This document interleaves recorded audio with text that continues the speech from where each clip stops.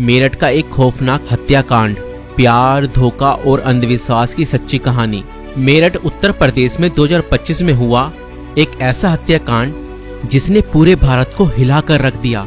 ये कहानी प्रेम, विश्वासघात और अंधविश्वास के खतरनाक जाल में फंसे कुछ लोगों की है, जिसने एक निर्दोष व्यक्ति की जान ले ली। इस केस में प्रेमिका ने अपने प्रेमी के साथ मिलकर अपने पति को मौत के घाट उतार दिया और उसके शव को 15 टुकड़ों में काटकर एक ड्रम में भर दिया और उसके अंदर सीमेंट डाल दिया। मगर चलिए इस कहानी को शुरुआत से देखते हैं।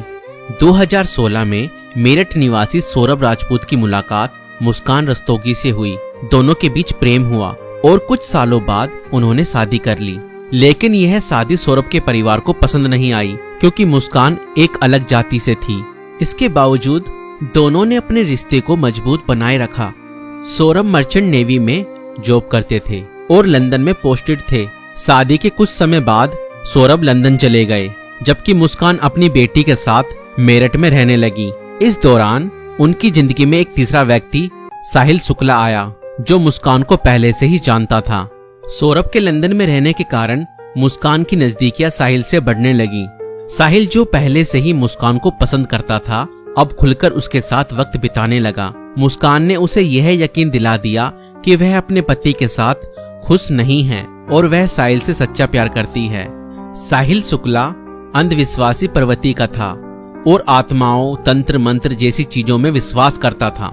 मुस्कान ने इस बात का फायदा उठाते हुए उसके लिए स्नैपचैट पर एक फर्जी अकाउंट बनाया, जिससे वह साहिल शुक्ला की मरी हुई मां के नाम से चैट करती थी।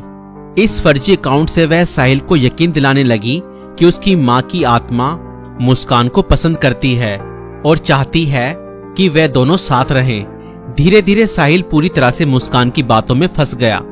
मुस्कान ने उसे यह विश्वास दिलाया कि अगर वह उसके पति सौरभ को रास्ते से हटा दे तो वो दोनों एक साथ रह सकते हैं। साहिल अब पूरी तरह से मुस्कान के इशारों पर नाचने लगा था। मुस्कान और साहिल ने मिलकर सौरभ को मारने की साजिश रची। 4 मार्च 2025 को जब सौरभ लंदन से मेरठ अपनी पत्नी और बेटी से मिलने आया, तब मुस्कान ने सौरभ की फेवरेट सब्जी कोफ्तों में बेहोशी की दवाई मिलाकर खिला दी।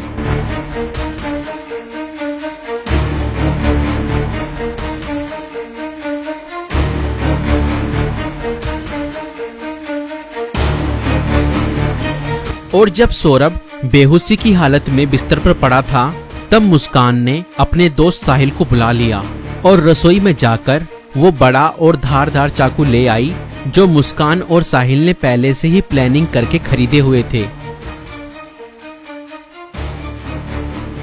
और करीब 20 मिनट तक साहिल ने मुस्कान को बताया कि कैसे उसे अपने पति का वध करना है।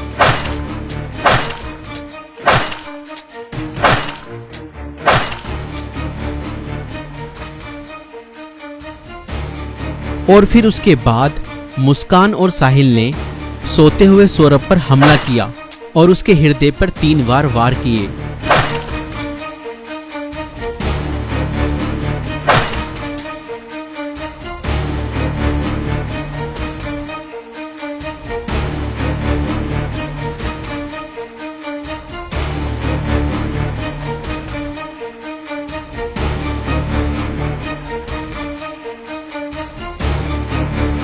और घर में पड़े कूलर को भी ऑन कर दिया ताकि उसकी आवाज किसी को भी ना सुनाई दे।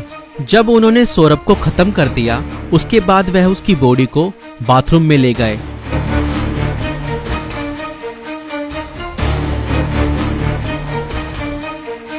और उसके शरीर को 15 टुकड़ों में बांट दिया। सौरभ को खत्म करने के बाद उन्हें इस बात की चिंता हुई कि अगर सब बरामद हो गया तो पुलिस उन तक जरूर पहुंच जाएगी। इसलिए उन्होंने सबको ठिकाने लगाने की योजना बनाई और मुस्कान बाजार जाकर एक प्लास्टिक का ड्रम खरीद लाई। और मुस्कान और साहिल ने सौरभ के शव के टुकड़ों को उस प्लास्टिक ड्रम में डाल दिया और ऊपर से सीमेंट भी डाल दिया ताकि उसकी बॉडी की स्मेल बाहर ना जाए। और उसके बाद उन्होंने उस ड्रम को घर के एक कोने में रख दिया। इसके बाद मुस्कान और साहिल ने सौरभ के मोबाइल फोन से उसके सोशल मीडिया अकाउंट को एक्टिव रखा। उन्होंने सौरभ के अकाउंट से हिमाचल प्रदेश की शिमला की तस्वीरें और स्टोरीज पोस्ट की ताकि लोगों को लगे कि वह घूमने गया है। उन्होंने उसकी फैमिली और दोस्तों को यह यकीन दिलाने की कोशिश की कि सौरभ जिंदा है और बाहर यात्रा कर रहा है। इस दौरान मुस्कान और साहिल खुद भी शिमला घूमने चले गए ताकि अगर कोई लोकेशन ट्रैक करे तो किसी को शक ना हो। लेकिन किसी भी अपराधी की तरह वह भी ज्यादा समय तक बच नहीं पाए। सौरभ के परिवार ने जब उससे संपर्क करने की कोशिश की और कोई जवाब नहीं मिला तो उन्हें शक हुआ। परिवार ने मेरठ पुलिस में गुमशुदा की रिपोर्ट दर्ज कराई।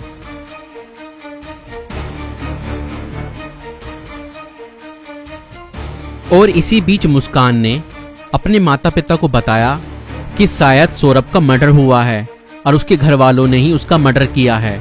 मगर मुस्कान के पिता ने कहा, नहीं बेटा, किसी के भी घर वाले कितना ही नाराज हो जाएं तो भी ऐसा कदम अपने बेटे के लिए नहीं उठा सकते।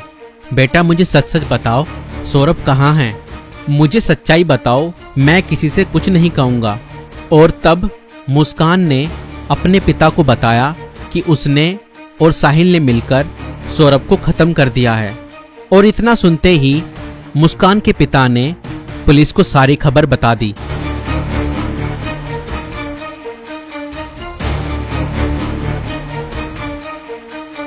और पुलिस ने तुरंत मुस्कान और साहिल को गिरफ्तार किया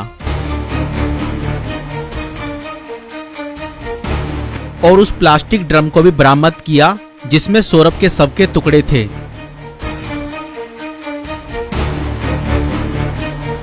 उस प्लास्टिक ड्रम को काटा गया और सौरभ के शरीर के टुकड़ों को बरामद किया गया। इस खौफनाक हत्या मिस्ट्री का अंत पुलिस द्वारा हत्यारों की गिरफ्तारी के साथ हुआ। पुलिस ने मुस्कान और साहिल को गिरफ्तार कर लिया। दोनों पर हत्या, साजिश और शव को छुपाने के गंभीर आरोप लगाए गए। दोस्तों, ये घटना हमें यह सिखाती है कि अंधविश्वास का अंजाम बहुत बुरा और भयानक होता है। साहिल ने अपनी मां की आत्मा के नाम पर बनाए गए एक फर्जी अकाउंट पर भरोसा किया और हत्या जैसा अपराध कर दिया। और गलत संबंध और रिश्तों का अंजाम बहुत बुरा ही होता है। मुस्कान ने अपने फायदे के लिए साहिल को मानसिक रूप से कंट्रोल किया और हत्या तक करवा दी।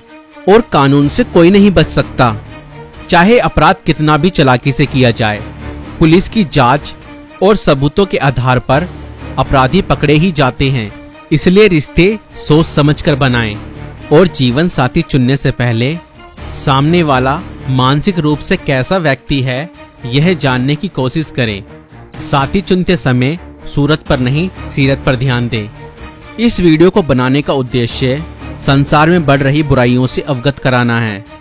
दोस्तों, आपकी इस वीडियो को लेकर क्या राय है हमें कमेंट्स में जरूर बताएं। और ऐसी और वीडियो देखने के लिए हमारे YouTube चैनल को सब्सक्राइब जरूर करें।